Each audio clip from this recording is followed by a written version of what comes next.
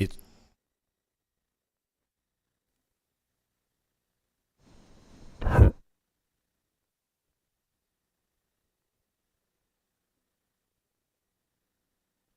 It's the real estate show.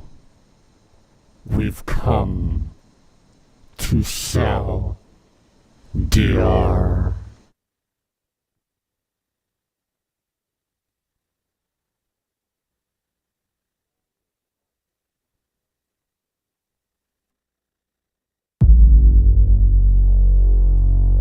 Am I still on?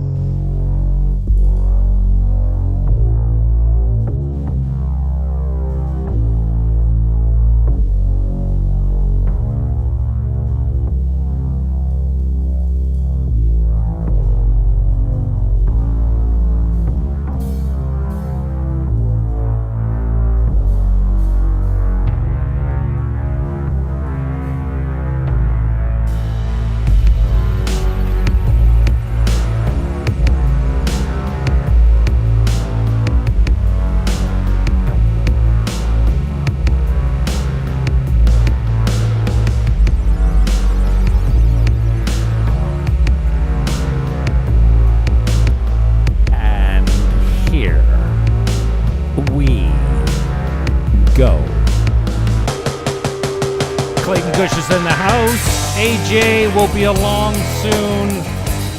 DJ Blade might even get in. If you want to get in, hit me up with a DM and I'll get you in. Buckle up and welcome aboard.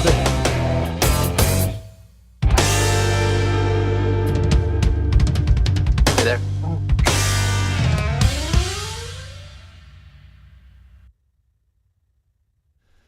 Said to my guest, I'm like, no matter what I say, before I say, Clayton, how are you? Keep your mute on your microphone. And you know what? My favorite part of the show is when my guests trample over my super gay intro. It's a radio style intro, but if I don't do It's the Jim Fanning Show. I'm all messed up. What you're looking at is a painting that I bought on the beach. I was broke on the beach, and this kid named Jimmy, I call him a kid. He's probably 30, 35 years old. I'm not sure. Says, yo, amigo. He speaks good English, Spanish, Creole, French, everything. I'm like, dude, I like it. This is the full shot here. I don't like art. I'm not an artistic kind of guy.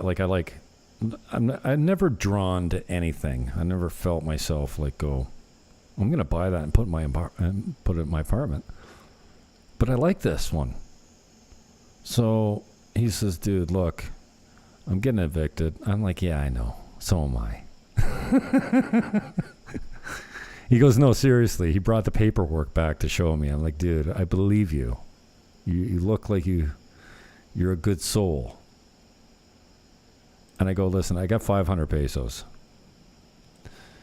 And I'll give it to you right now. How much you usually get for that?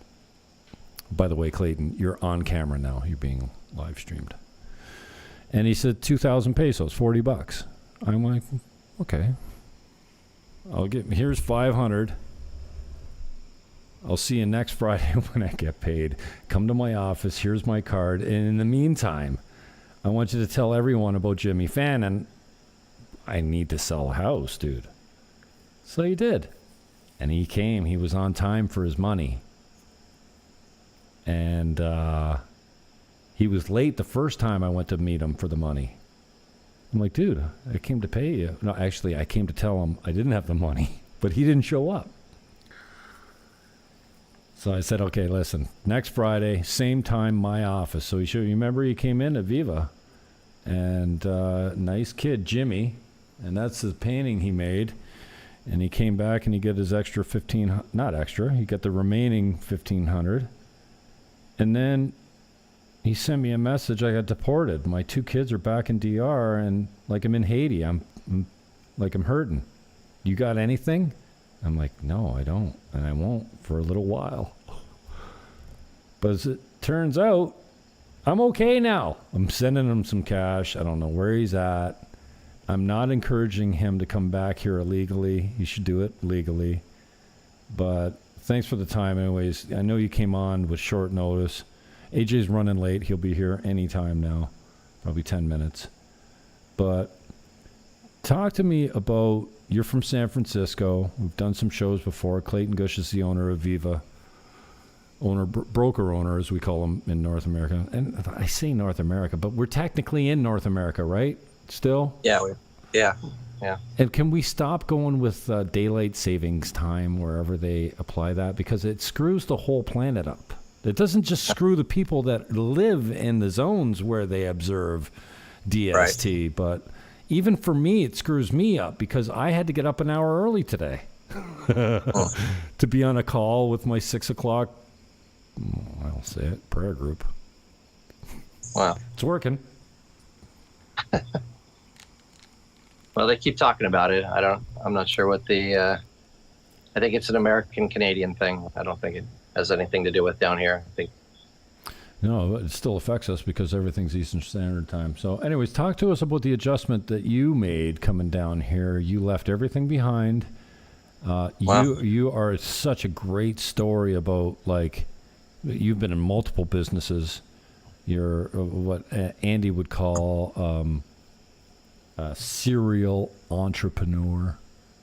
You know? Yeah, I would call myself that too. And now you're a fucking real estate broker. You got a good little gig going in the center of Cabarete, minutes, and I mean steps from the beach, where all kinds of people walk by because they're going to Joe's at Gordito's. And by the way, Joe makes a good pizza too. Yeah. At Seahorse Ranch. But get this. Yeah. I went to Seahorse Ranch for lunch today. Guess who didn't get past the gate on their bike? Oh, yeah, they don't want motos there. No, I can walk. I can park the bike and walk to the restaurant 2 kilometers. Well, you could have a pizza then. Work it off. I was pissed. So then I'm like, okay, I figured, here, I'm going to live stream from, what do they call the restaurant now? What's the club at Seahorse Ranch? Ocean Club at right. Seahorse Ranch? Yeah. I figure I'll just put the camera up and I'll just film the crashing waves while I have a pizza. Well, yeah. So then I went to Sosua. They put a table on the beach for me so I figured I'd get some fish. And then they didn't come back for a half an hour, so I got dressed and left. I'm starving. Caribbean problems. I came home and ate. I'm like, oh, I was really hungry there. And I'm like, why am I so bitchy when I'm hungry? But anyways, I'm taking up all the time. This is called stalling for time. Tell us a little bit about your journey. You left everything. You came down here, and give some of the soon-to-be expats some hope. Like, there's not, for me, I've never experienced opportunity like down here. Now, if you're a laborer, maybe not so much. If you tend bar, you're not making $400 a night like you would in San Francisco or in my town in Niagara. But, you know, just talk to us a little bit about your decision to come down here and the culture shock. And I'm going to put you on full screen. If I go away, don't worry. It's nobody else is seeing it. All right. No worries. All right. Should I go? That's a lie. Yeah, just go. It's all good. All right. Okay. I came down here in 2012 and came down here with my whole family, my now ex-wife and my kids, 3 daughters. And I had a factory in San Francisco. We manufactured everything from scuba accessories to tactical gear. We sold gunslings to the Marine Corps and to LAPD, sold pet products, which is really my favorite business, dog leashes and collars. And pretty much so I could be with my kids and not lose everything that mattered to me. I sold my company and came down here kind of kicking and screaming. But, you know, my wife at the time kind of said something to me that made a lot of sense. She says, you know, everybody always says I'm going to work. And when I retire, I'm going to move down to a little island in the Caribbean. And, you know, what are we waiting for? It's like, so that kind of resonated with me.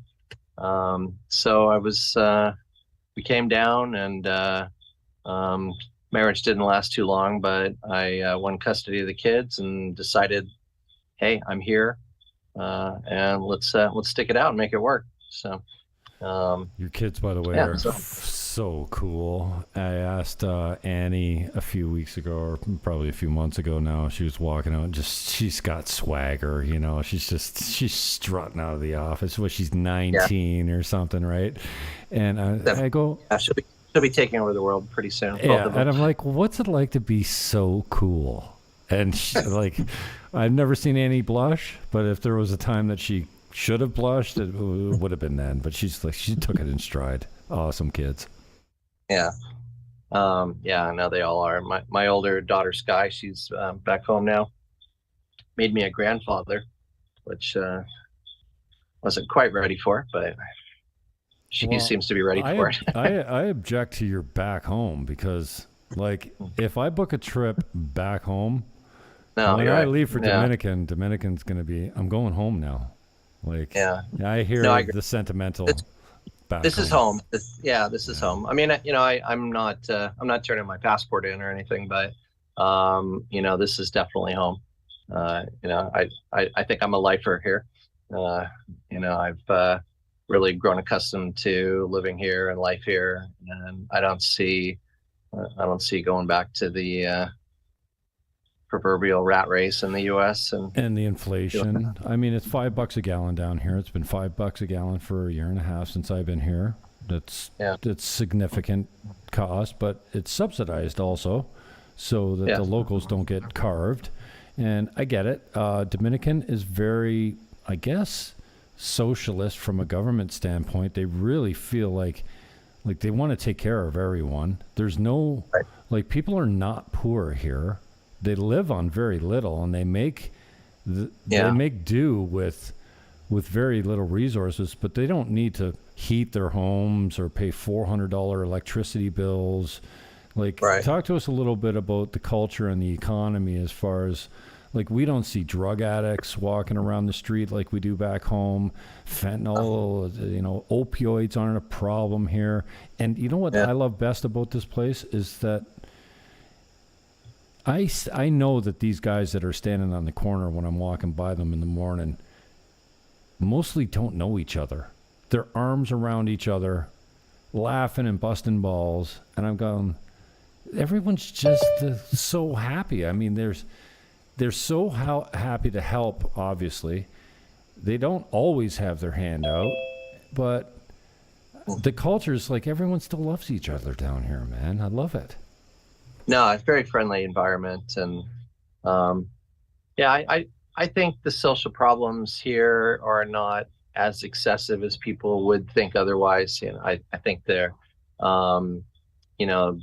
is a very much, there's an upper crust with a lot of money down here, and I think there's a very much emerging middle class, which is very good for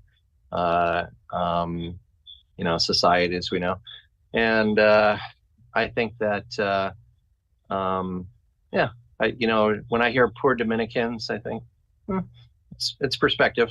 I always felt like, I mean, if I came down here penniless and had to survive, I mean, pretty much food falls off trees, and you're not going to freeze to death, and you can survive down here.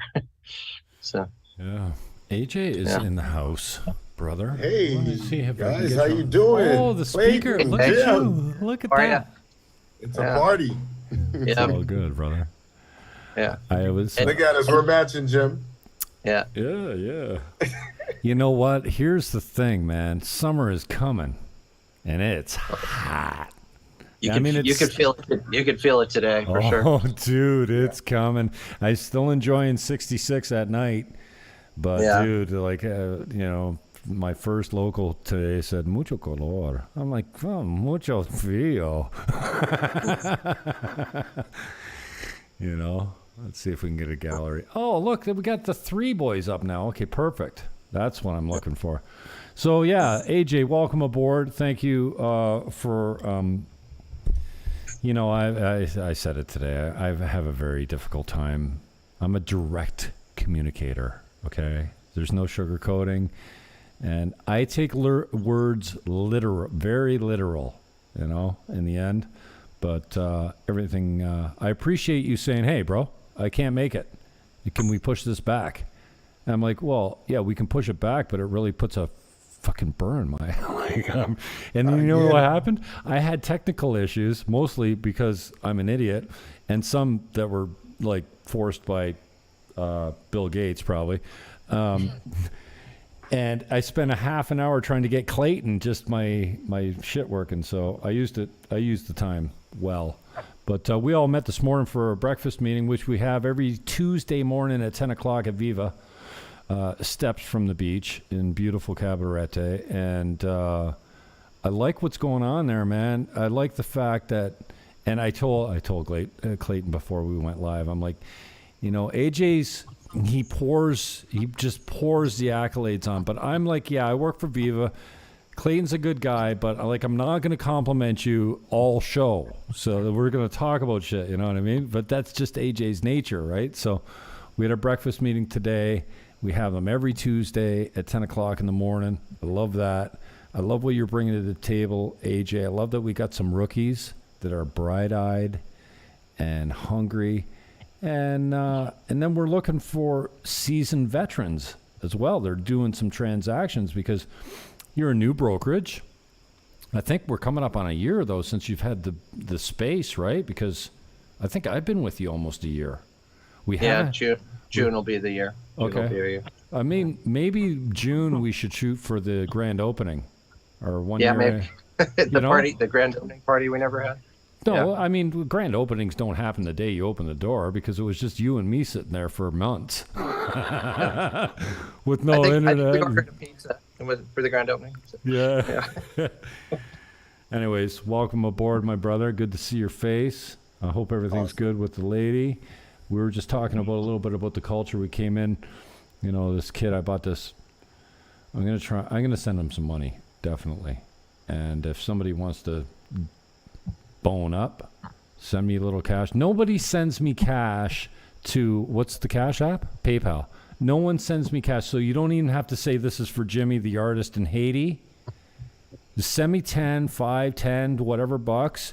If, I'm going to send him a couple $100 because he's a good kid and he got deported. He's got 2 kids back here in DR. And I'm not saying that he should come back illegally. You should immigrate legally. I'm all about legal immigration. But for the meantime, if it gets him some food down in Haiti, things are rough. He can't work. Up here he was working. He sold me this painting from on the beach. He's a good kid, man. I say kid. He's probably 30 years old, but he's got a couple of kids here that he got deported, and my heart breaks for the kid, man. He's a good boy, you know? He speaks my language, which goes a long way. I like him as much as I like Dibs. So if you want to shoot some money over, use the PayPal link. AJ, what do you got, man? How you feeling? How'd you like the breakfast meeting? It's an absolute pleasure again, Jim. You're right, man. I am the new kid in town, and I'm excited, and you know, I'm adapting to the culture. But one thing I have to admit, guys, you guys got to teach me a little bit about how traffic works around here, how Dominican time works around here, so I don't get caught up and have Jim Fannin get up my neck. But you know what? I showed up, like I said I would, and that's what about being a team is all about. You know what I'm saying? Where one fall, the other pick the other up. So I've always been in a team environment. I don't kiss no one's ass, but I will give you the merit you deserve. And at the same time, if I see the effort being made, I would definitely give you the accolade and respect until it's not there anymore. But, you know, it's a great thing, man. I'm getting some fire from AJ tonight. That's nice. No, you know, I haven't seen the fire yet. I'm from Miami. I'm a city boy, you know, I'm from the island. I had to swim my way to America. So it wasn't an easy trip, and to survive and maintain it definitely doesn't mean, you know, it was easy. So, you know, awesome. I know what it means to go through hardship. I know poverty. I know how it feels to have zero, nothing, sleep on the floor, have parents, you know, dookie in an outhouse, where now we have pools in 4 or 5 bathrooms. So I know hardship, so I don't take that for granted. So anywhere I go, when I decide to put my face into something, it's not just me, it's my family, it's my legacy, it's my sons, it's my daughters. So Nice. it's my everything. So I pour my heart out. That's my spirit. Clayton, And I maybe think this that, is yeah. sorry, this is a good segue. Clayton, tell us about your B12 journey and how, because I've had AJ on a couple times. We've done the whole, I didn't like. I told him, like, when I'm doing interviews, it's hard to listen to what I missed the part about him losing over 100 pounds and the death thing. But now he's in the B12 business and you're a victim of his product. So tell us what you're experiencing with these shots. And are you injecting yourself in the ass with the B12 shots now? I am. Yeah. I'm not at all needle phobic. That's not an issue for me. Actually, the very first time I did it, I like kind of reached around. And I thought I bent the needle because I didn't even feel it go in. I was like, oh, and I'm like, oh, okay, there it is. And there's a joke there. Yeah. There's a wicked joke there. I'm the needle, and I didn't even feel it go in. Yeah. No, but tell us the results. What are you feeling? I'm really feeling it. How I'm long? feeling a lot of. I'm sorry, what? How long you been on them? Couple months now, 2 months. Weekly Like shots? Yeah. So actually, I'm looking to. I need to kind of step it up, I think, a little bit. But Really? I'm feeling much better. I mean, I was had COVID, gained a bunch of weight. Just really was not feeling good, and tired, stressed, all that, and everything that Andy said was going to happen has happened, and I've got a lot. I've got a lot of energy. Stroke part. You had a mini stroke. I had a stroke. I had a TIA, trans-ischemic shock stroke or stroke, and it was because I went off my blood pressure medicine thinking that I could, and apparently you can't. And so I was fortunate that I didn't have any, no side effects like speech pathology or anything like that. So. But made me aware of the impending and immediate need to take care of myself, lose some weight. What else you been feeling from the B12? I'm sorry, what? What else you been feeling from the B12? Did you feel anything immediately first couple of weeks? And what's the long, now that you're a few months in? I think it's been a few months now. What are you feeling? Well, there's a detox tea. I'm definitely not going into the details there, but that's the nasty phase of the process, and then just having more energy. I mean, I think my I think my natural rhythm is go to bed early, get up early. But when I wake up in the morning, I feel good. I'm ready to go. My brain's working. I've got energy, and I go all day. And I've just been active. I've never been this active in real estate before, so it's nice to have the energy for that. I highly recommend it. When you said the other day, dude, I haven't eaten lunch yet, and it was 5 o'clock or something. I'm like, I told you. The first thing to go is food. When you get busy in real estate, the first thing you do is punish yourself by not eating because you're too busy. You're from your appointment to appointment to appointment, and then somebody takes you long, and your lunch is canceled and whatever. So, it's the first thing to go. And then when your blood sugar crashes, you're not friendly. For sure. Yeah, I used to have people tell me, oh, I'm too busy, I don't have time for this. And I used to kind of think, oh, that's bullshit, like nobody's that busy. I have some friends, associates, people are like, Clayton, we don't hang out anymore, we don't, I'm literally that busy. I just, I'm booked, from the morning to the evening doing this, that, taking people around, going to listings, working with clients, and so free time is definitely not so much available as it used to be. I think people are used to me that had a whole bunch of free time and nothing to do and could just hang out and do nothing, and I don't have that anymore. So. AJ, how are you That's okay. feeling? How are you adjusting, AJ, as far as you're born in the Bahamas, spent a lot of time in the States, and now you're down here, and so you've got a better idea. Like, I had no culture in North America, unless white is a culture. I mean,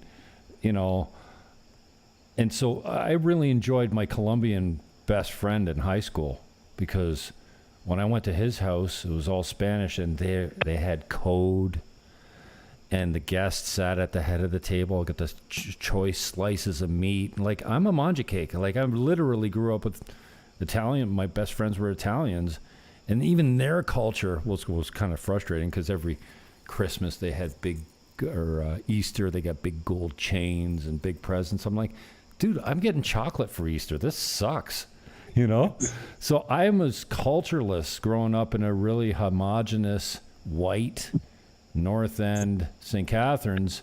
You're from the island, spent a lot of time in the States, and now you're down here. So talk to us a little bit about your experience with the culture and how you're mixing it in and adjusting. Like, I'm just overwhelmed almost. I can't believe the amount of love that's down here. And I talk about North America, like Canada and the US. It's like people are looking at their feet all the time. They don't say hello. You can't walk by a native down here, and I force hello everywhere. Even in Canada, I said hello to everyone I walked past, on the beach, on the street, doing my walk, whatever. You just say hello. Down here, it's like, when someone doesn't say hello back, you're like, what the hell? Where am I? So talk to us about your experience culturally anyways, because you've experienced a lot more than I have anyway. Well, I would say being from the islands, I mean, one of the things that was embedded in us being an island, because I would say my early teenagehood, I was in the Bahamas, is that they embed hospitality in our brains early, because our economy is actually based on touristic. So hospitality, you're always expecting to receive foreigners from all over the world. I was part of the building process of the Great Atlantis in Paradise Island in the Bahamas. I think I might have laid a few bricks there. So it's always been in our nature. So what tends to happen is when you're from the islands, right, you're like any little kid on the island, getting coconuts and fishing. You're looking at the tube and you're like, oh my God, America is great. This shiny object, you go and you make it there and you're like, man, it is great, but it comes with a lot of responsibilities, right? A lot of responsibilities. Some of it can be overwhelming, but so now you look back and you're like, oh my God, that coconut tree I didn't care about when I was back there is a big deal now, because you don't have that over there, right? So walking to the beach is like, it's just sunny for us, and this sunny day, this salty water, like, it just sucks. And now when you can't find it, or you don't get it at that caliber, at that level, now you seek it, and I see others pay a lot for it. So yes, I would say in terms of the climate, I love it. I love the I've never been I would say my wife is from Boston, so she's used to snow, right? The first time I spent Christmas with her family in Boston, I hated it, man. I hated it, man. I'm telling you, it was the worst. It was below zero. I didn't know what terms like blizzard meant. I know it was just an ice cream. I mean, there's all these, like terms I would hear on like video games, like hypersonic winds. I'm like, what's going on? And this year was probably its worst, and probably in decades, up on the, I would say, with the northeast of the Americas. It was terrible. Right. So I would say being here, getting acclimated with the weather, the people, like you said, Jim, the people here are extremely nice, very friendly. That same hospitality that I was accustomed to. Good morning, good evening, good night, welcome. You hear that, and you see the servitude in the people everywhere across the board. From the moment you get into the airport, your taxi driver, he's elated to take you everywhere else, everywhere. Of course, he's going to hit you up with a nice bill, right? Yeah. But he is excited to take you to town, to see the local vendors, hook you up with all his connections, everything. Yeah, absolutely. So it's been pretty good. It's been working well. I love it. I love it. but there are some things I will say that I'm adjusting to. That's yeah, all. definitely. Especially the economic climate. If you're talking about real estate, I looked at a reno at a buddy of mine's place the other day. I'm like, bro, how much did it cost you to change the stairs? The stairs went down like this.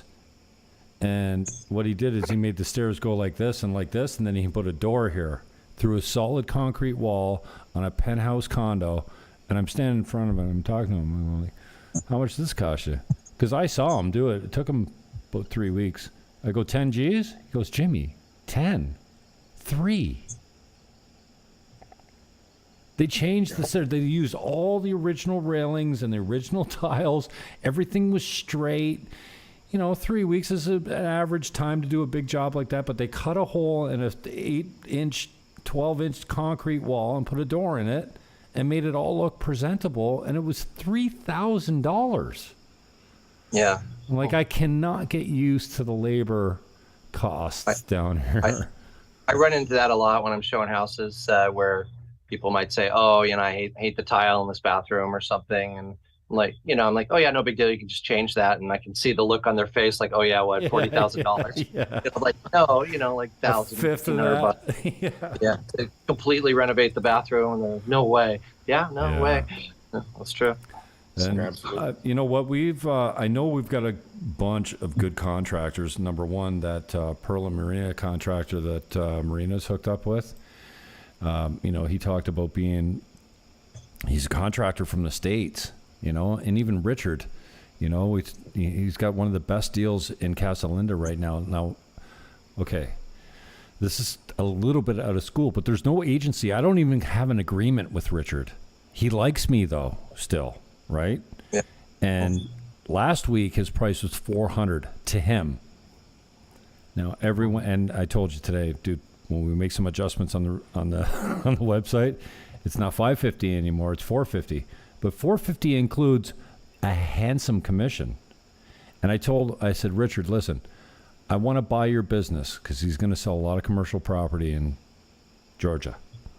Mm-hmm. And he's going to buy condos in Dominican Republic. And I said, if I got to sell your house for 0 commission to buy your loyalty for the rest of your real estate days, I'll do it. And he says, if you sell my property for nothing at $400, you will be my real estate. And that's kind of the kiss of death. I've been in real estate a long time. When people say to you, when I buy a house, you're my guy, you can kiss them goodbye. You'll never see them again. Trust me on that one. But... we talk about agency down here and the lack of it. Yeah. There's no exclusive agreements. And, I kind of pitched in the breakfast meeting this morning when your clients came in. I'm like, exclusive agreements are important. I want to take care of you from cradle to grave, business-wise, right? From the day we sign the listing, I want to be your only guy. Now, we might have another agent that comes in, but... we kick them out when we talk about private things. You don't need to get to know 10 different realtors, so the lack of exclusivity down here is strange because I come from a world where you sign with me, I'm your agent. Yeah. Just like a sports agent, just like a lawyer. And if you tell me I got cancer and I need to be out of here in 6 months, no one gets to hear that. No one needs to know that you're under pressure to sell, so... Well, I took a page out of your playbook and a couple months ago, and I signed up an exclusive contract with someone. And I told him, I said, look, if I have to co-broke, I'll do it for 8%. If I sell it on my own, I'll do it for 6%. So we had the exclusive. We did our first open house with that one, which allowed us to invite every other agent that we know, which is a lot of them. I think we had about 50 people show up, at 40% of them agents, and sold the house in less than 2 weeks, and those people also bought a house from me pretty much across the street.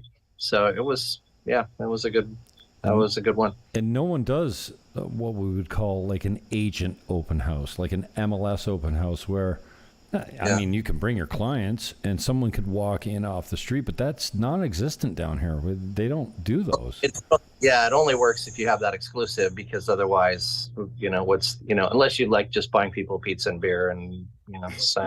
Listen, I'm going to spend $400 on like a big agent open house is going to promote your property, but if another agent sells it, don't worry about it. I'll eat it. It's no problem. Yeah, exactly. Yeah. So, yeah, we got another one coming up Thursday. I'm excited about. That's good. That's good. I want to throw something in there too, Clayton, in terms of the culture. And I have to admit to you, I like the fact that there is an existence for co-brokering, right? And the way the system is set up here.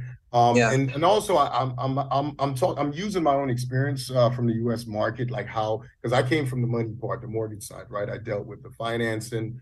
I got to see basically the ugly truth, right? Before they even actually went out there and see Jim or see Clayton, because I'm not sure over here, but in the States, of course, you have to come with a pre-approval. You have to show how much money you're approved for, and maybe you already have some pre-terms that's with that financing agency. But here, you could just absolutely, hire a broker and just go around and look with someone. And how do you pre-qualify a buyer? How do you know that buyer is ready to buy?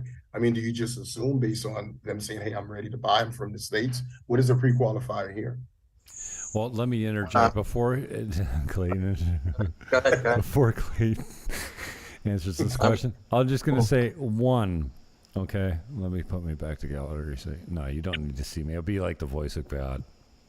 Number one, before you take your client, here's the best qualified. Now, we're not taking anyone out that's not qualified. They're either cash or they got their finances arranged.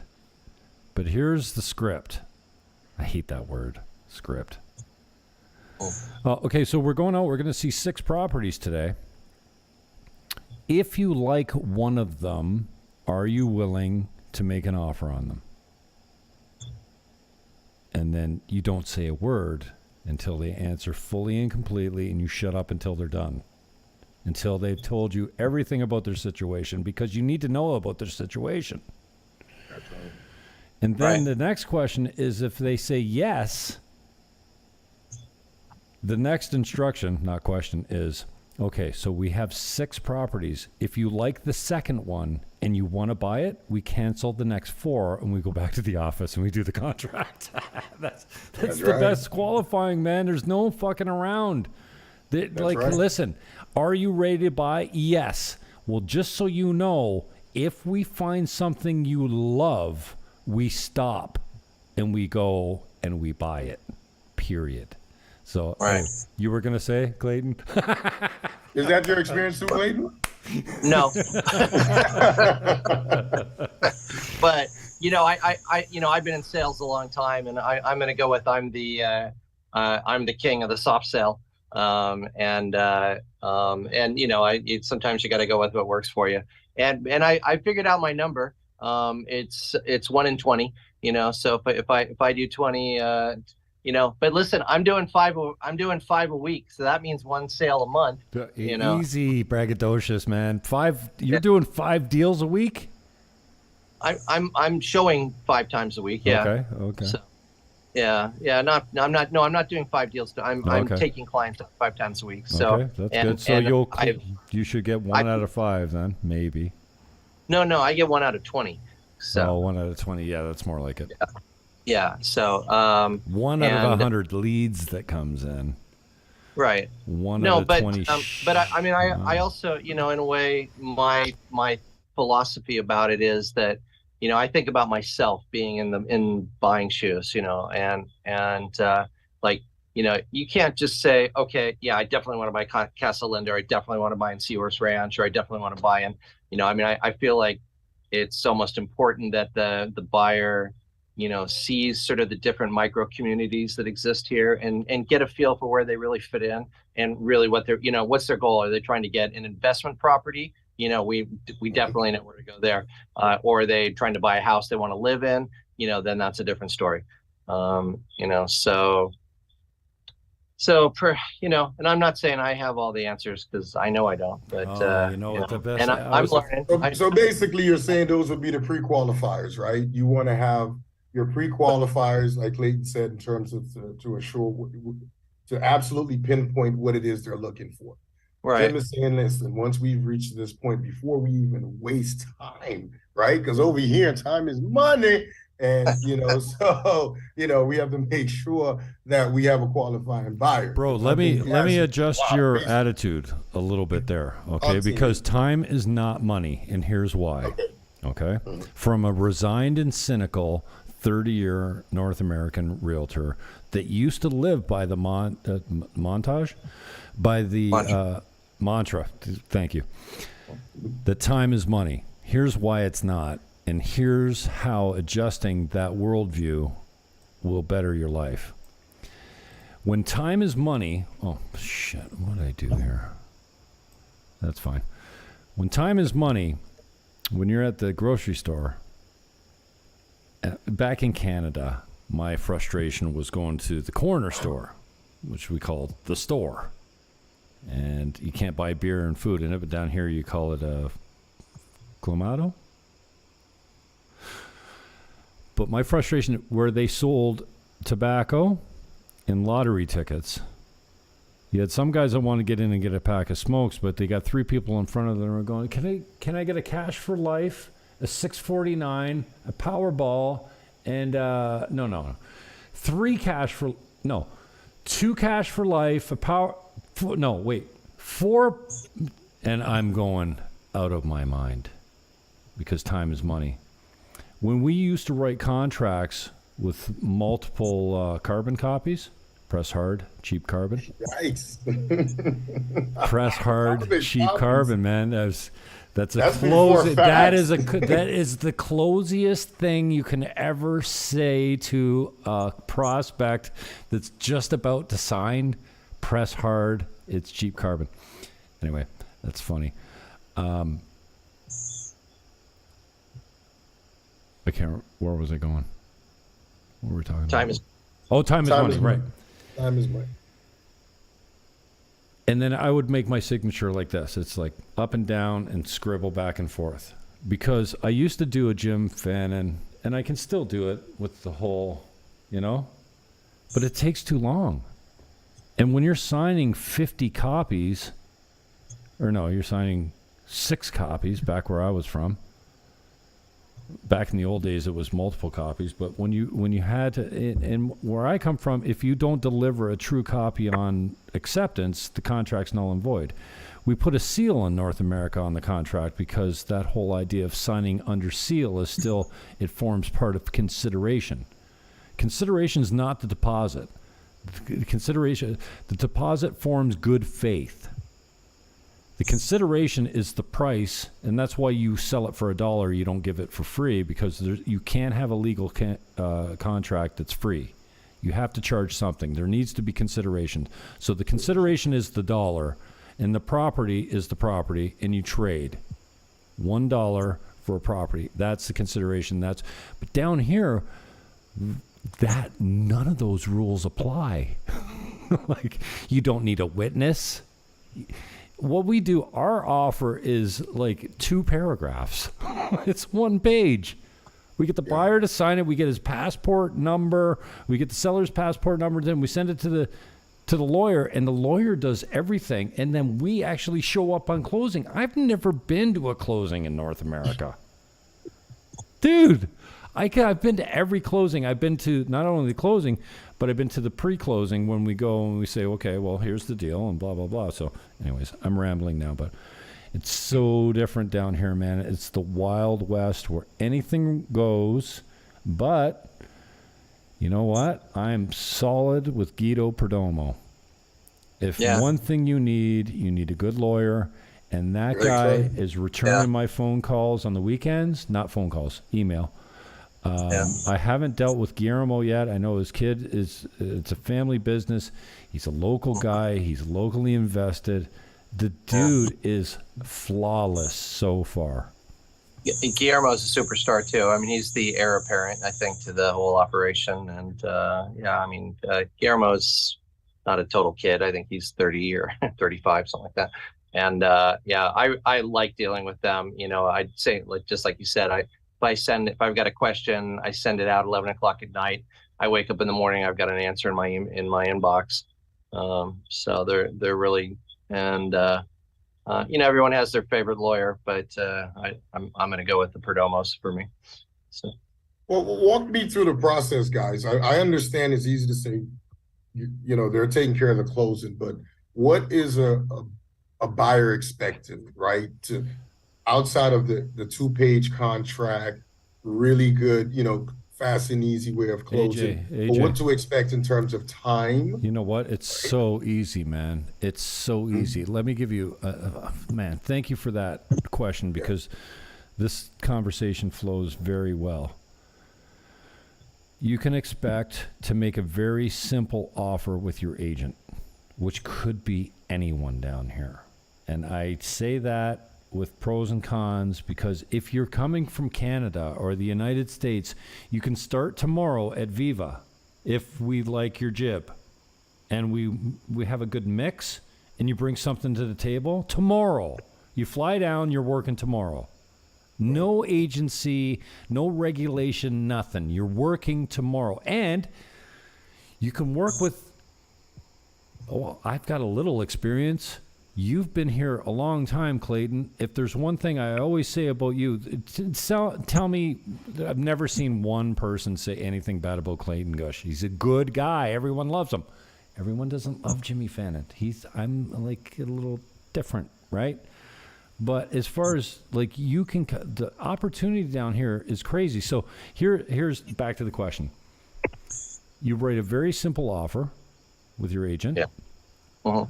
The agent doesn't need to even have a listing agreement or an agency agreement. Well, there's no agency agreement, but a listing, they don't need to have a contract with the seller.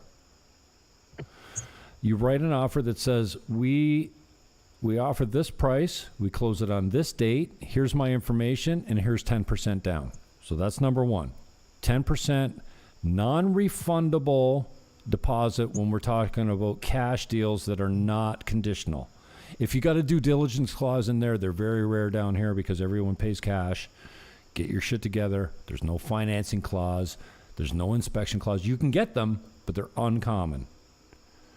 But if you write a cash offer and you put 10% down and you walk, you lose it.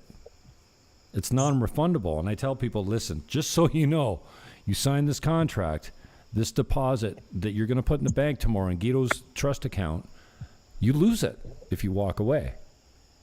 And then from there... Tell me also, Jim, about the power of attorney. Because you're telling me a situation where you actually jump on the plane and come here. Yeah. Now, what I am noticing is you don't even need to come here.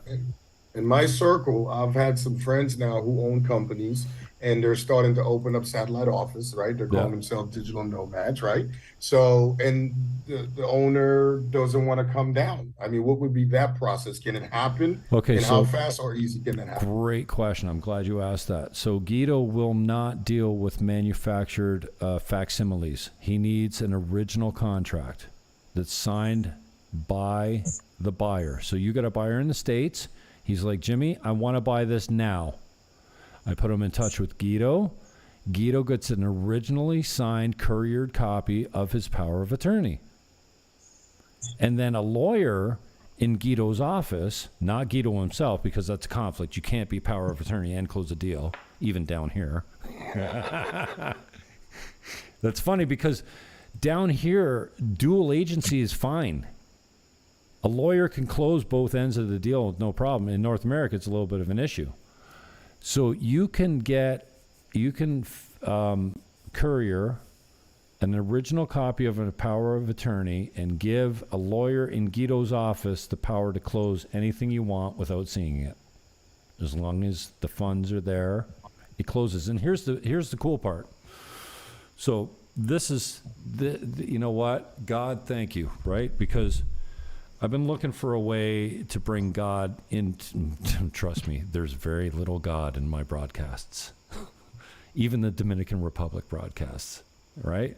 And I'm a failing Christian, but I have faith. And on Thursday, I meet a kid at the pool. A friend facilitates it. I said, well, you should talk to Jimmy if you want to buy. He goes, okay. And I was on one of my I hate humans days. But I took the time and I got his WhatsApp number and I texted him. I go, that's that. And I got a condo over here at 75 G's. I'll show it to you now if you want. And then I couldn't get access till the next day. And the next day I showed it to him. That was Friday. Saturday we wrote the offer, a 2-page offer, a Viva contract. Got everything down. Monday we went to see Guido. Shit. Guido's got all the contracts. I'm sending them as we're going. And the kid says, no, I'm just going to pay in full. I go, no, don't pay in full. Like, you need, he says, no. I said, no, you need to make the deposit now from here. Wednesday he left the island, but on Monday we signed a POA with Guido. Well, not Guido, but a lawyer in Guido's office so that he could close in absenteeism. Well, another thing I want to throw at you. I know I'm sorry. Because I know I came in a little bit towards the end, so I'm trying to squeeze in my questions here because I have viewers and people who are very much interested and curious. Now, tell us a little bit about transferring funds.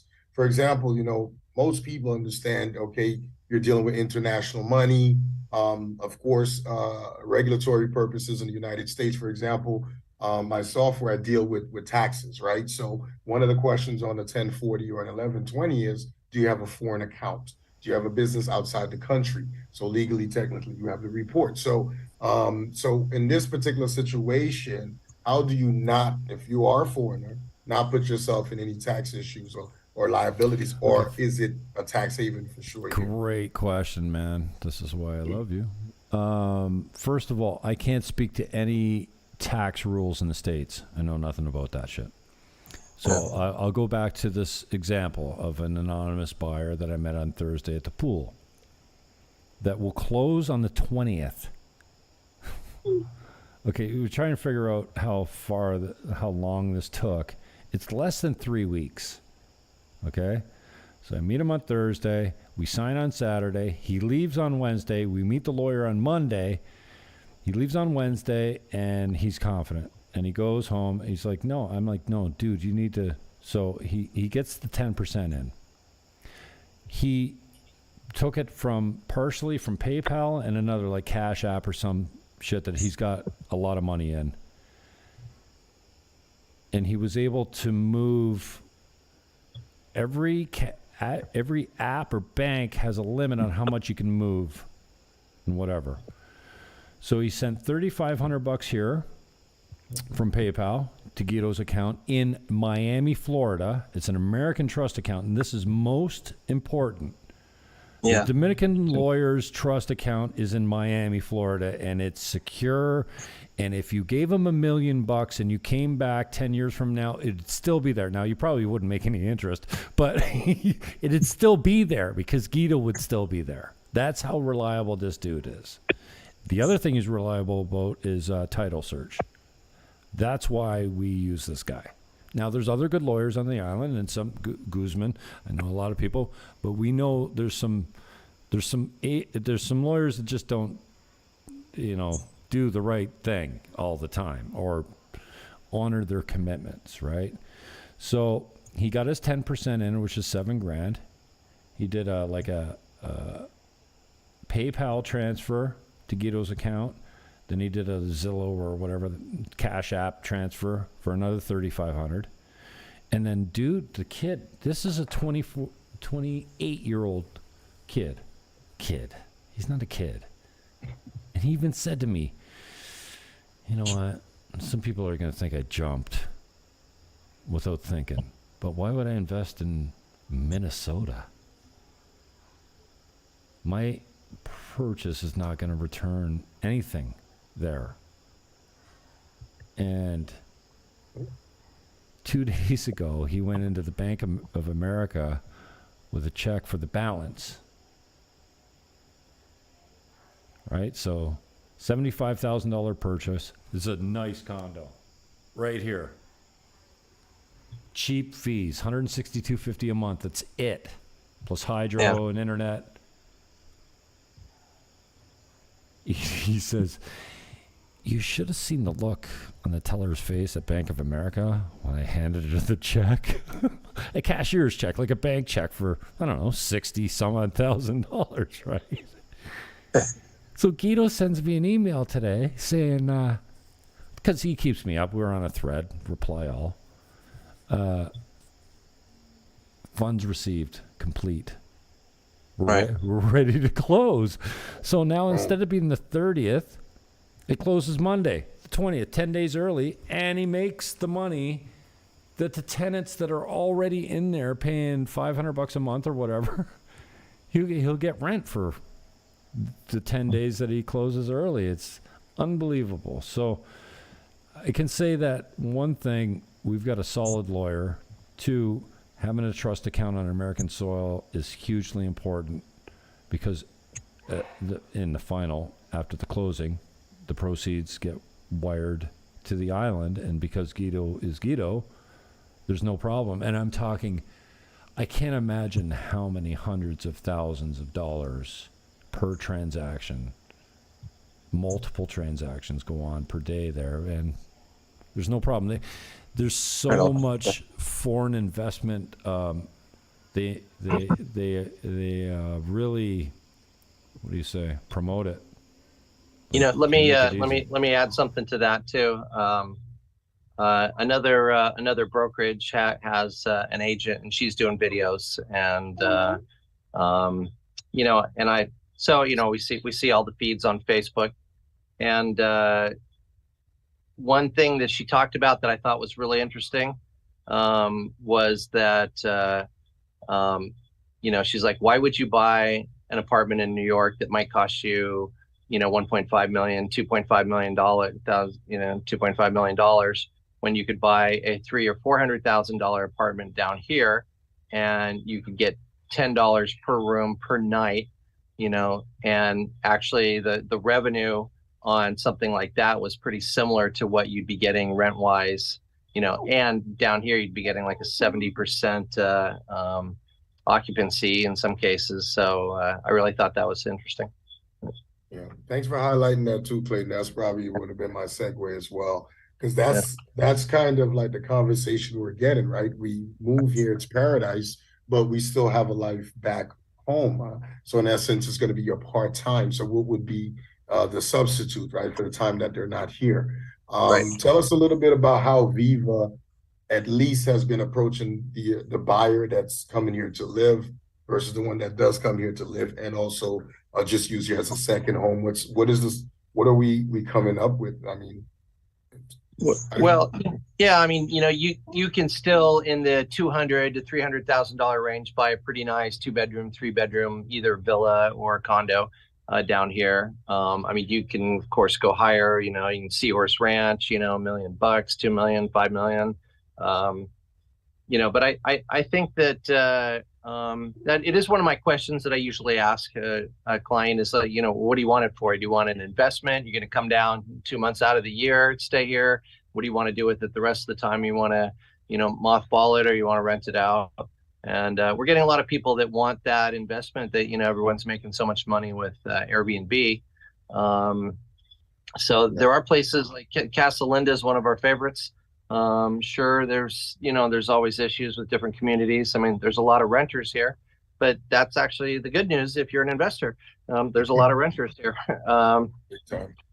Yeah, and and also, I'm in Casa Linda right now. We got. I was just gonna say, crickets. You say here because you're sitting in Casa Linda. Whoa, look how unpeaceful. I'm sitting in Casa Linda. You guys are both in Casa Linda. You're there too now, AJ? I'm in Casa Linda. Oh, I'm not moving to Casa Linda. I like my building right here, but I do like Casa Linda a lot. I got my disco pool in the background here, changing colors. And, Clayton go all out. It's around. I just have really great fluorescent light. Yeah. I think it also kills some of the bugs back here, so that makes sense. It's a dual. Dual action. Well, to finish up your question, I think there's some people that want peace and quiet, and they they want to come down. This is a retirement home. I mean, we've got places like where we're having our open house on Thursday, Hacienda El Choco. I mean, big lots, 10,000-meter lots. They're like little meadows. You have to field. talk in acres or square footage if you're speaking to any from North America. 10,000 meters is a quarter acre. No. Yeah, no more. 2 acres. 2 acres. Yeah, right. 2 acres. The 10th. Yeah, no, times 4. I don't know. There's 44 times 0.10. That's right. There's 44,000 square feet in an acre. I'm not, and the times 10 for the meters. So if it's 100 meters, forget it. Anyways, go on. El Choco. I love El Choco. You know why I love 4,000 square foot. We can come down to the numbers. Stupid. But listen, I just want to throw this out there, guys, because if I don't squeeze these questions in, I have to get off of here and I need to go back to my guys and give them information that they can use right now so they can make such a real slacker. decisions. I got to get my questions in because I need to get off the air. Yeah, I no, got never, Clayton out of bed never. because you fucking dissed me and you're telling me you got to leave early? I hate you. Never. Because what I do, no, listen, check this out. When you're squeezed in, you don't want to leave out because remember, at the end of the day, I carry a hat of an agent. So I have a fiduciary responsibility to get the information from the right sources and make sure I go back and pass on the information, right? Because I am the new kid in town and I'm excited to be that. Stop saying that. learn. You're not the new kid. I have to. Dude, you're not the new kid. Stop saying want that. It's a lie. Stop telling yourself that lie. Unless it makes you money. I mean, then use it all you want. Listen, but you know what it is? It's a little bit of humility too. Most people tend to, come into an environment just like, like the Dominicans. I think we had this conversation last time, Jim, that some folks actually mistreat the very people in which that you're in their soil, right? So, your approach have to be a little bit humble. I think it's been my forte. It doesn't mean I don't crack butt now. It just means that, I approach things in a certain way. But Jim, I want to know this. This is important. The transition, right? The transition. When do you, let's say, for example, once you're fully settled in, you have conveyance and ownership of your property, which means you've occupied your property, right? The thing I'm hearing is that there's no regulation in the areas of utility. There's no regulation in the area of homeowners association. There's no regulation in basically, I would say a lot of utilities, which is being premium by the actual developers and builders. So how do you answer to a newbie, right? That's saying, hey, I heard that I can start off with a $300 HOA, and a year from now I get a letter in the mail and saying it's $700. Great point. I will defer to my broker on this because I never. Hey, listen. You know why women make good real estate agents? First of all, it's kind of in their nature. Okay, they're artsy and they like to show their own house off. They like beautiful thing.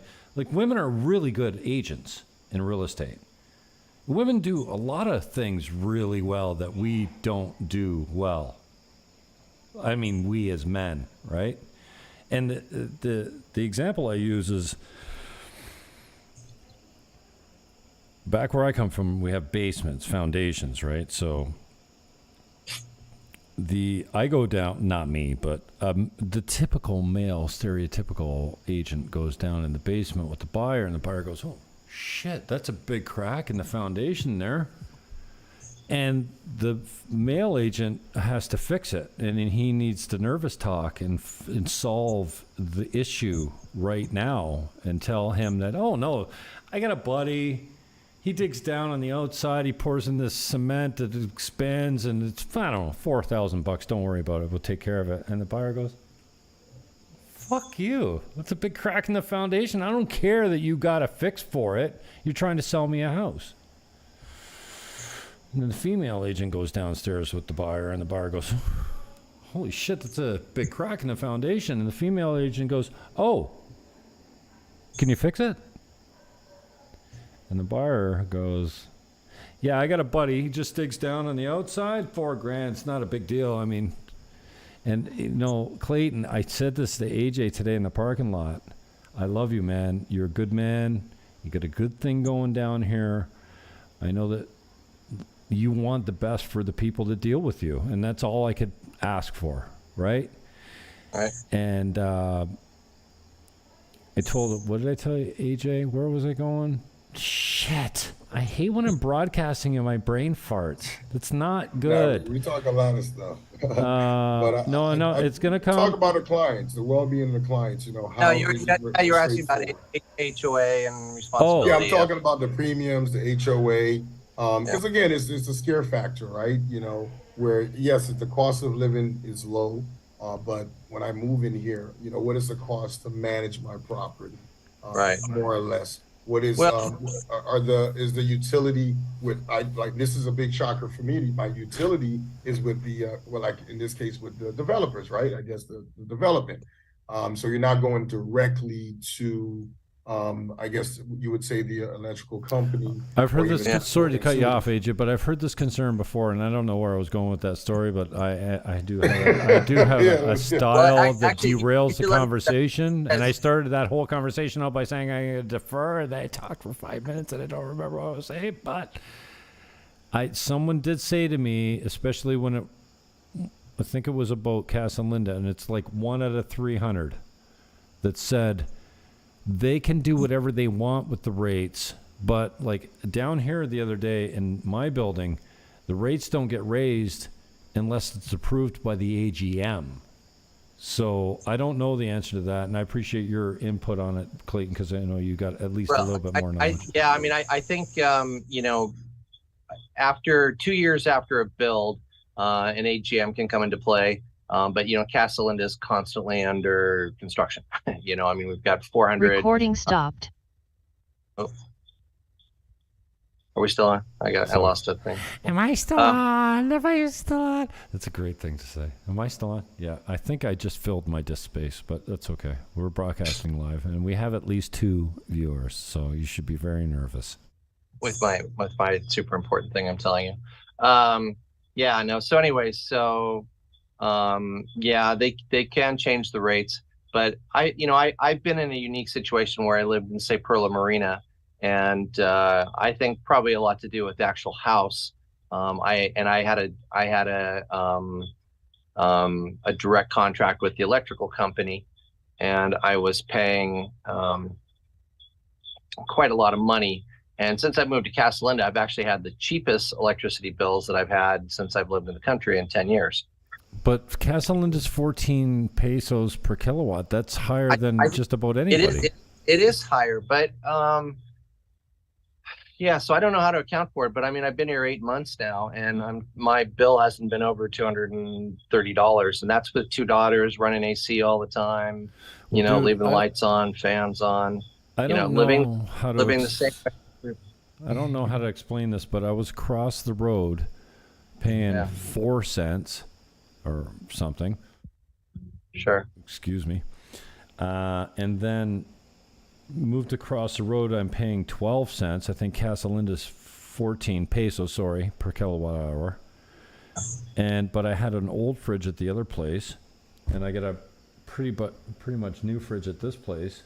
And I'm a single guy in a very small apartment with not very many needs. But my hydro went from, well, it was 1,000 pesos across the street at least every month, and now over here with a backup generator and apparently paying 3 times what I was paying across the street, it's still less than 1,000 pesos. $20 a month. I mean, I think for my family's usage, and I would say we're extreme users of electricity. I would say, yeah, the dog. Yeah. No, I'd say it's quite fair. And you know, in terms of the HOA, I mean, I get clients sometimes they say, "Oh, I don't want an HOA," and I'm thinking like, why would you not want an HOA? Because the places that don't have an HOA, there's no security, there's no community maintenance, there's no bus, there's no backup power, there's no, you know, all the things that you want. You know, since I've been here in Casa Linda, you know, with a couple exceptions. I've had power nonstop. Where when I was in some other places, every Tuesday we had a, 10 o'clock in the morning to 7 o'clock at night blackout of power, and believe me, in summertime when you want to run your fan and your AC, that's a real bummer. I left the house because, no power. So I think that, I'm more in the camp of like, yeah, give me an HOA. If it costs me $300 a month, but I got my security, I got my water, I got my electricity. Specifically to the issue of like unilateral control? What if the HOA goes from $425 to $600 in a year or some shit? Yeah, I think there, you talked about governance. I mean, I don't know if there is, I know there's some oversight rules about when you can form a committee of homeowners. And that's, I think, 2 years after construction, assuming that they step aside from it. No, Clayton. Specific to, let's use Casa Linda. Apparently, they can do whatever they want with the rates whenever they want. It doesn't need to be approved by a board of directors or residents or anything like that. So, do you have any knowledge on, for the people? And like I say, it's 1 out of 300 that go, hey, listen, I read the Constitution, and they can do whatever they want with the rates, and I can't say shit. Yeah. That's I'm going to go with, I'm actually going to defer, and why don't we just do another show? We'll bring Guido on, and Guido can speak to it. We bring Guido on. Guido's my next guest. Fam, listen, Guido Perdomo, if he is the type of guy that would do this type of thing and be associated with this type of human being right here, man, would that be great. And I know that you've got hopes to bring him into the office for a breakfast meeting. Man, we need 2 hours, and we need that shit catered. Forget the open houses. Yeah, we need to be fed and take care of Guido and make sure that he's got, I don't know, if he drinks rum, he leaves with a nice bottle of rum that day. He's what a sweet human being, like, I love being in Guido's presence all the time. He's just, one of those guys. Well, Clayton's got this thing. AJ, not so much, although he's a handsome man. Guido, you look at him and you go, I love this guy. You immediately, he doesn't even need to speak. He's just a beautiful human being. I can't describe it. I love Guido Perdomo, man, and he's been a good. I think we should make bumper stickers, actually. Yeah, I love Guido. It is a very good question. From a practical standpoint, my experience with the Casa Linda HOA, it's been very good. But in terms of, evil empire potentiality, could they, say, hey, we're going to triple the rates and nobody can do anything about it? I think that's a good question to ask, and let's find out. Cool. We could talk. Yeah, we got the people we can ask. Yeah, we'll find out. Steven in again. AJ, what's up? Yes, sir. Well, thank you. I mean, you definitely answered most of my questions, right? I think we definitely covered, how we're able to move money from point A to point B in the safe and in a way where the Dominican government is okay with that. We're able to close in a matter of days from what I'm hearing. Okay, so can I interrupt 1 second there? So in my buyer on this specific transaction that we're talking about had limits on how much he could move via wire transfer per week, per month, per day. I'm not sure what it was. Limits. Yeah, limits for wire transfers, right? I think he could do, I can't remember what it was. That's something imposed by his bank, not that's on this. American. Yeah, that's American wire transfer rules, from what I understand. Now, he was moving from Minnesota to Miami, so there shouldn't have been too much, but there was. His bank limited him as far as what he could out transfer per day. So it was easier for him to go to his bank and get a cashier's check and walk into the Bank of America where Guido's account is and say, here's my boy's account. Put this in there, and the clerk almost fell over. Nice. Okay. No, that's a great solution. Well, you mentioned Guido has an account in Miami. He also has one in New York too, by the way. No. Yeah, yeah. So Guido's he acts as a depository, even if you're using another attorney to do the close. Um, he Okay, offers, so he yeah. has depositories in the United States. So in essence, if you're doing business with him here, you can have a depository there. So Right. he's able to do it. And he's got the horsepower to not have to move the money. He's got money here, so he can get the deposit there and deal with it here on this side. So you don't have that sort of money transfer issue. That's a He has really Western important- Union pull. Shut up. No, that's a really good point, man. He's got I the think that's cash. important. He doesn't need to see the transfer from the USA to the United States. As long as he's got it in his trust account in the States, he can close it with his own money here. That's a great Right. point, Clayton. Exactly. Awesome. Well, there's a lull in the conversation. That's a great time for me to play some music and get the hell out of here. How long has this gone? Yeah, how long has this gone? I can't see. My eyes are fried. Oh, at least an hour 15. Yeah. Not bad. And we still have 2 viewers across. Listen, let me make myself visible for this. Across 6 platforms. Okay, so listen. This is how irrelevant I am in life. Okay. Now the algorithm is going to kick in after once we're the algorithm. We're going to tag each other. Well, and I get it appreciate your positivity, but no, it won't. out. First of all, the best thing I got going for me right now is something I never thought would pay off at all, and I've got 1,800 subs plus on Buying Dominican Republic on YouTube. Buying Dominican Republic at gmail.com comes to me. It's a real estate channel. It's a. Today I broadcast 25 minutes of me waiting in front of what is usually one of my favorite restaurants and then left without being fed, but that's another story. I did a live broadcast. It's just the ocean. So we got Buying Dominican Republic on YouTube. Then the Jim Fannin Show, the latest creation of the Jim Fannin Show, has 40 subs on YouTube. My old True 2 channel is broadcast live here, but it'll never be monetized, so I'm cutting you off, TrueTube. You suck because I can't make money off you, and YouTube sucks balls. And then we have at Buying Dominican on Twitter, which allows me to broadcast live. So we're live on Twitter at Buying Dominican. And then my other Twitter account at Jim Fannin Lives was unable to ever broadcast live, so I'm live right now at Jim Fannin. My original account that was suspended for 2 years lost 7,000 followers and all its reach. Now is getting a little bit more reach because I'm active on it because I got suspended. I'm in a 7-day penalty on Jim Fannin Lives at Jim Fannin Lives. So we're live on at Buying Dominican at Jim Fannin, and then at Jim Fannin Live on Twitter. So 3 Twitter accounts, all at the same time, live. And I have exactly 3. And this is not white power. This is 3 or okay. It's not the stop it.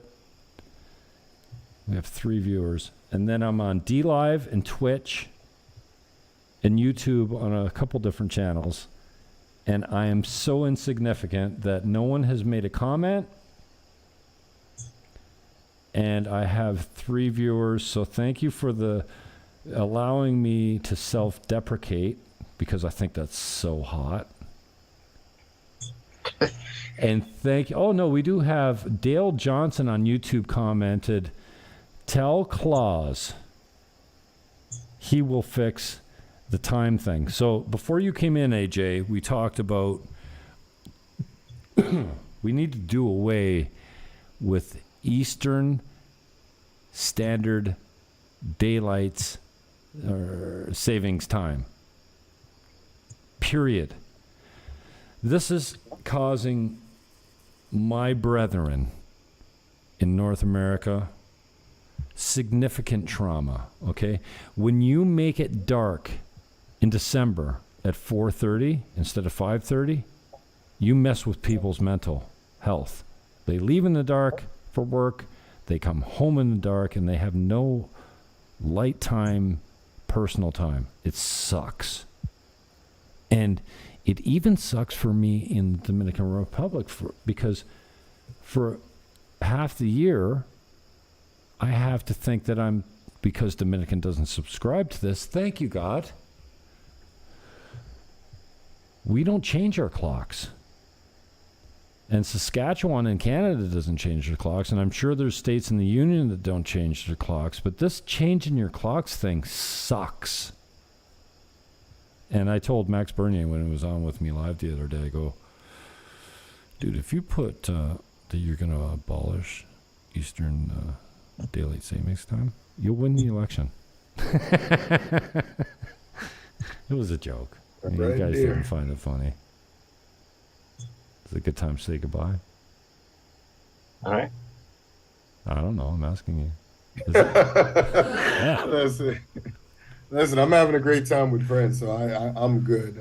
But it is factual. My family is traveling this week, so yes, guys, I've been ripping and running, going around town and grabbing some of these natural products to see if I could bring back for some of my friends who find themselves to be very jealous of me being here on the islands and enjoying this beautiful weather.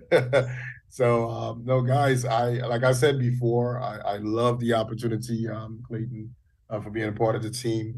Just the potential, the growth, and I'm learning every single day. I mean, when I come to the meetings, it's paying attention, it's folder open, it's putting notes. I'm learning from Jim, learning from you, Clayton. I'm learning from Elena. I mean, we have some members we haven't heard from. I guess they're making some major moves, but I learn every day, and I feel the future is bright for sure. I mean, yeah, Viva for myself as well. Yeah, now I think we're gonna rock and roll. All right, so cool. if you're a salesman like I am, I'm just going to tell you. The split's 80-20, okay? So tell me another brokerage on the North Coast that's got a better split with a full office and backup and training and broker that's Clayton Gush. I mean, he owns 150, everything groups on Facebook. He's the mayor of the North Coast. Everyone loves the guy. How can you not have respect for a guy that no one's got any shit to talk about? Like, no one says, oh, Clayton, yeah, fuck that guy. Nobody does. I think there's three, maybe. Yeah, from San Francisco, maybe. Check this out, Jim. Look what I created for us. Look at that, man. Look at that handsome fella right there. I could pull that up, probably.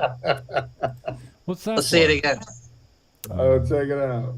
Oh, hang on. So we got to make it official, man. This is just a trial right now. When we make, it's going to be official. Right there, that picture was taken of me by Mike Farkas. When I really? How long ago? Oh, I don't know, because I should know. I'm going to go with it's old. Let's say 2016. It's old. Okay? So we'll go with that. Get this. I got a podcast host. I use Acast. And Acast sent me a message the other day that my profile picture violated copyright standards and somebody was claiming it. Like, I own this pic. This is mine. Mike gave it to me. So they made me dig up my old boy Mike Farkas from Niagara. G3, what up, yo? And he's like, yeah, that's my picture. I took it. And I guess the guy didn't go through with it, because if he had filed a legal complaint or whatever, we would end up in court. But they released the claim. But I had to go back and source the year of that photo. But, yeah, I like it. When you sent that to me, you sent me the one of the picture with the beach in the background. I'm like, dude, look at me overdressed. And, I'm all about, dude, I show up in an Armani 3-piece with no tie and a pimp fucking shirt underneath. I'm down. Gucci, slippers, whatever. I'm not a no socks guy. I gotta have socks. And they gotta be fucking brilliant. A girl I knew down here looked at my socks one day and she says, I go, wait, you don't like? No, she's laughing at me. I go, what? These socks are pimp. You're a child, she says. She was a local girl. I'm like, a child? Yeah, that's for kids. I said to them, well, that's for pimps, baby. Anyways, I should get out of here, eh? Is that where we end up? You got it down back, Jim. Got it down back. I'm Anyways, a guy that wears a hat, so I know. Clayton, I know the game. thanks for getting I'm in out the of game, bed. Jim. I'm in the game. I'm just not gonna spit it on live. So it's all good. Attaboy. We'll have you on again. We're going to start doing this every Tuesday at 7 p.m., right, AJ, or no? Well, I think we should I think we should continue it, but I think the following week, if someone could pick up for me, that would be awesome. Because I'm traveling tomorrow with the family, and I'm celebrating. No, my next son's Tuesday. birthday. Yeah, Tuesday. Yeah, I will be in Miami. You know, I'll be in Miami. So I think we should still all do it. I want to commit and say yes, only because once I step foot on that side of town, I'm basically, you know, I'm in a new orbit. Dude, you can bring whoever you want in and eject anytime you want. Yeah. Okay. So we'll definitely be there. Clayton, I hope you're there too. I mean, I didn't invite Clayton. Oh, listen, and Clayton invited himself. Him and Dibs. What up, Dibby? Yeah. That's the man of the hour right there. Dibs, what's that? All we can see is his hat. Oh, there he is. Hi, big boy. Yeah, he's Hi, been hanging. Dibs. So. He doesn't mind me anymore, but I'm white, so he's fine with me. No, he's, I don't Dib's know a what his deal racist is. dog. Actually, no, it's like you know, blondes like girls. He has an issue. I don't know. Oh yeah, it's not just the white thing. No, He's just first. He's a white man thing. That guy. He doesn't care if you're a white girl. But seriously, Dibs is cool with everybody. He's not. When he initially he's not. Correction. When he first meets you, he wants to make sure you're friendly, right? The first 60 times he meets you, okay? Like, but I'm a white man. He's got a short memory. So, but yeah, no, he's just he's running security. So he's good at that, no doubt. Yeah. All right. All Peace right, out, guys. boys. Love you. Thanks for doing this, and we'll see you tomorrow. Not here, Okay. but everywhere else. See you down at the plant. Ciao. Sam. Hi, guys. All right. What was it? See ya. Was Sam in the in the cartoons there to punch the clock? Hey, Sam. It's the rooster and the what? And the cat. Oh, and he's a dog. No, he's a sheepdog. Oh yeah. Well, Morning, Sam. What was the other? Oh yeah. Foghorn Leghorn. Yeah, Foghorn Leghorn. No, yeah, rooster and he's like a sheepdog or I don't. Yeah, it's Looney Tunes. I can't remember who it was. You're no help to me at all. Thanks for getting out of bed, brother. Sorry about the short notice, Sherlock. Right. No, it's fun. All right. So, talk to you soon, bro. All right. See you okay. Ciao, guys. Yeah. Bye-bye. No, you're still there. Andy Jean's still there. Oh, now Andy Jean's gone, and you get the full Jim Fannin. Sorry about this.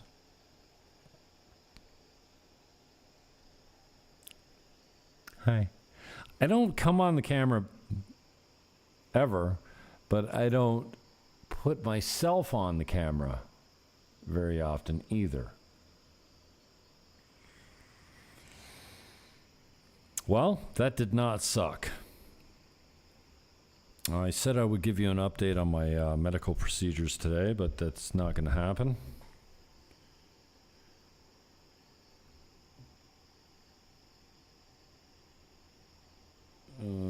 How long ago was this sent?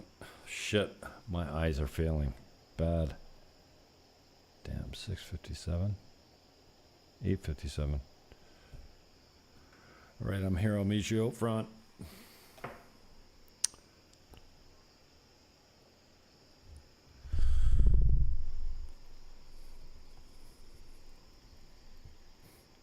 All right, so that was Clayton Gush. He runs everything on Facebook. So if you search everything Sasua, everything cabarete, everything kite surfing, everything theater, everything dining, everything photography, everything animals, everything,